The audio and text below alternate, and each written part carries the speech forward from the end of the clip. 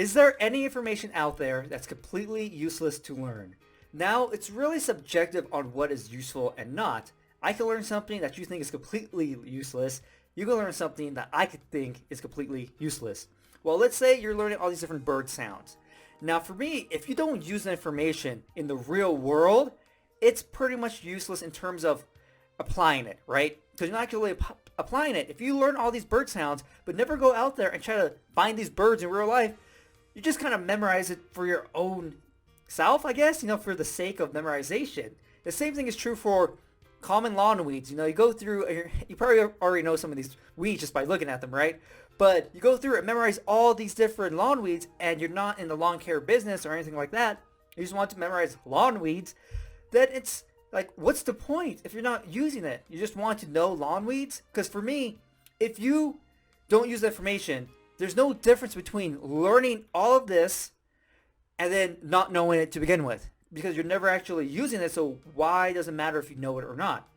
Even something like the periodic table of elements, If you're not talking to people who know science or into science, people really don't know what this is. You can make anything into like an element name, right? So table, tabolium.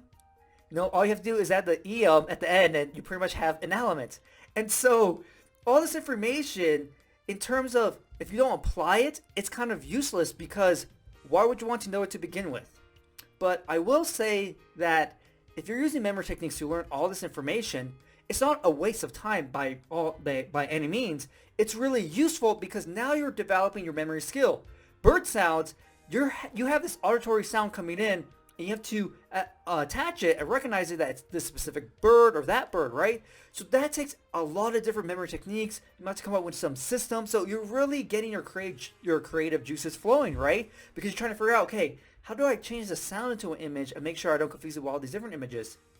That's completely different than memorizing the different common lawn weeds, right? You see this weed, and then you want to know what the name is, or you want to know the right way to kill this weed, right? So you're using different memory techniques. Even with this, the periodic table of elements, you have to keep them all in order. You have the different atomic masses, and then the symbols for them. And so you have all these different things to memorize. And so you're still using memory techniques, but you're really developing your skills. You're honing them in, like, okay, what's going to be the fastest way? What's going to be the easiest way?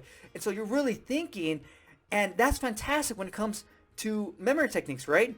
The more you use them, the better you're going to be at, actually applying them to information you want to learn and hopefully actually use. And so for me, there's no useless information out there because if you're using memory techniques, you can always learn something by memorizing that specific information.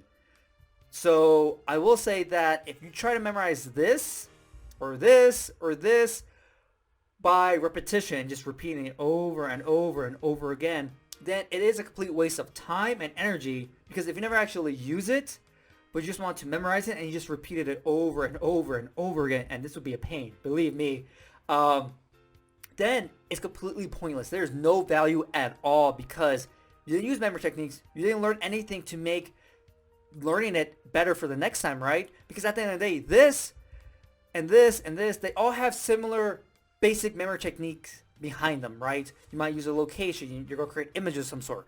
It's the base, but repeating something over and over and over, there's no foundation to it. You're just doing something repetitive and hopefully it sticks, right? And so memory techniques are definitely the way to go. Even if there's information that might be useless in terms that you don't actually apply it, there still is something to learn. So hopefully you enjoyed this video, and I'll see you next time.